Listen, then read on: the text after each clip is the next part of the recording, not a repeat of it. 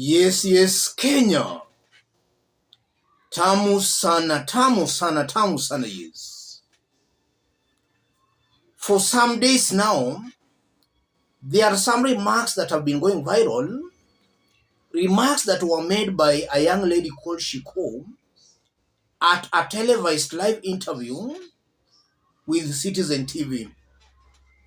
In this video, I want us to listen to Shiko, for her remarks are going to inform the basis of our analysis right now.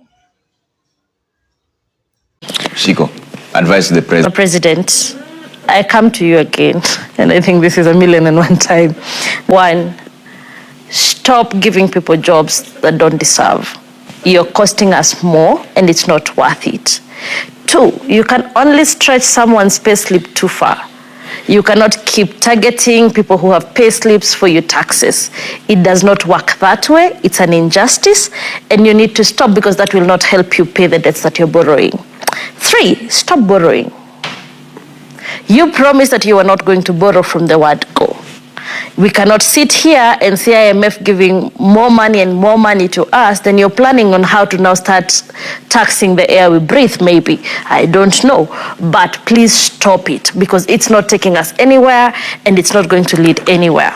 Three, taking our police to Haiti is not a solution for you to get more money from the West. Why am I saying this? We have not dealt with our own criminal gangs. We are not going to help Haiti. Those people who are funding Kenya to go to Haiti should take their policemen, their army, and whoever else if they feel that is a problem.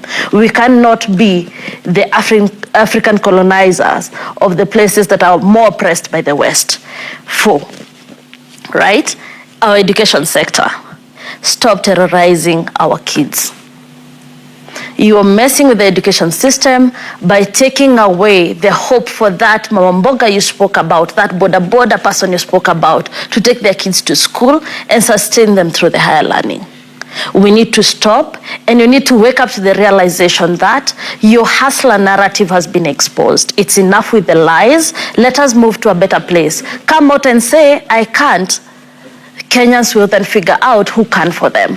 And at the same time, with the same breath, I would say, stop planning to change the constitution, because that is not a solution. The solution lies with you actually implementing the constitution that lies there, and the policies and reports, like Omula said, that needs to be looked into. And finally, as a Kenyan citizen and a disappointed young Kenyan, you cannot keep giving us hustler narratives and acting tough when Kenyans are dying. Within 2 years, we do not know how many will survive. Within 2 years, we do not know how many more will have committed suicide. It is high time you wake up to the reality that since you live in State House and might not know what it costs to buy bread or buy tea or anything, you've been in government before for 10 years, and this time you have no excuse. Yours is different because you've tested it and you've known the worst of it.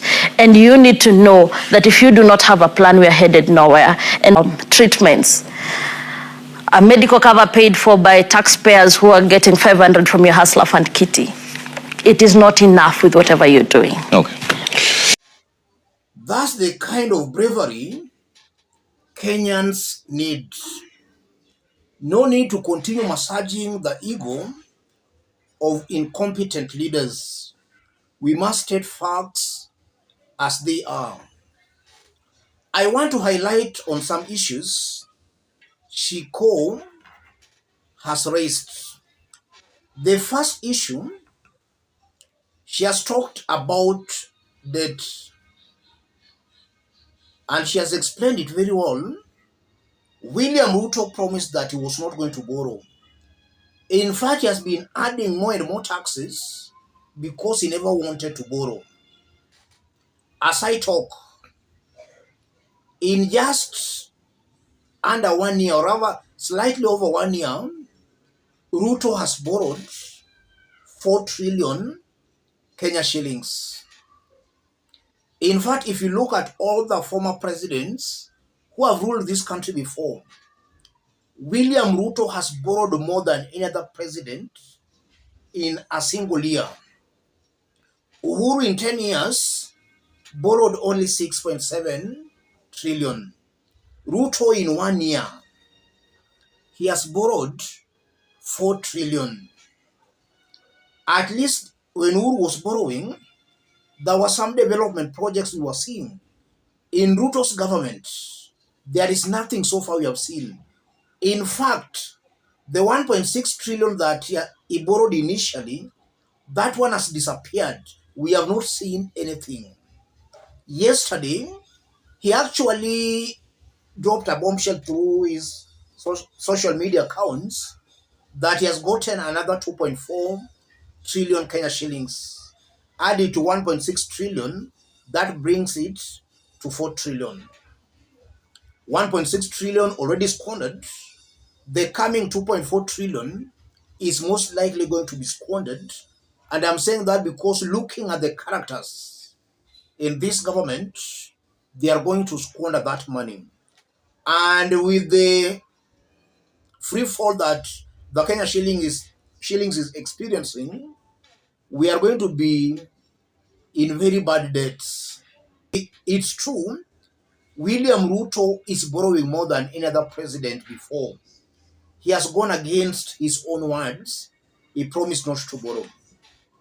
Secondly, he's taking our troops to Haiti, our police officers to Haiti. About 1,000 police officers to Haiti. There is a lot of insecurity in this country. In the North Rift, in Lamu, total insecurity. And even amongst Kenyans in general, a lot of insecurity.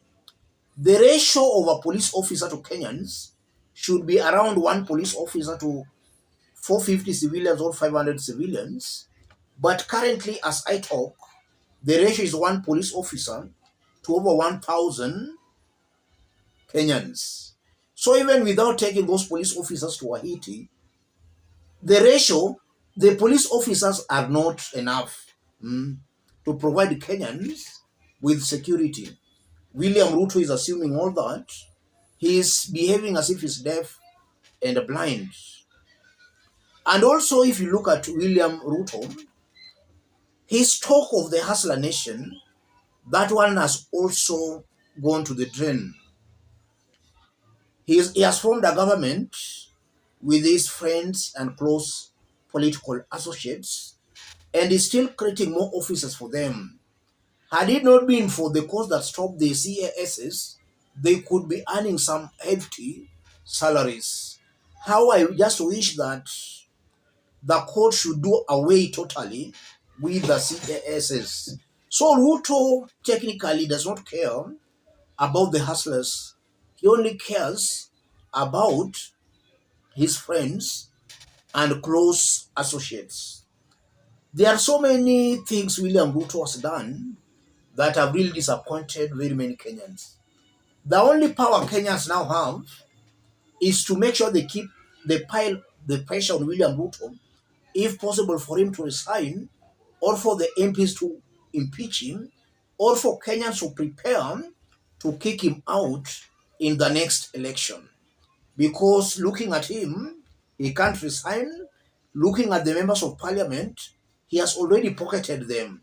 And this is why I still maintain, I repeat, any elected leader saying that he must work with the government for development, that's a leader who should be rejected. A leader can bring development with or without working with the government. And from what we are seeing again with these leaders, even those in government, they are not performing. They are not delivering. They are just there for their own personal gains and interests. Let me stop it there for now, ladies and gentlemen. If you are watching us but you have not yet subscribed, subscribe, give this video a like. Let's meet in our next analysis. But in case you may want to support our forum, for the forum to continue growing strong and stronger, contact me through that number below, or feel free to channel your support to that number. Thank you. God bless you. God bless Kenya. That is not the size of the wave, but the motion of the ocean that moves the ship. William Samoei Arap Ruto, will he be the 5th president of the Republic of Kenya. Jirongo, if you look at a crystal ball, does he have what it takes? In my view, it will be the worst accident that would have happened to the Republic of Kenya, because it won't take a year.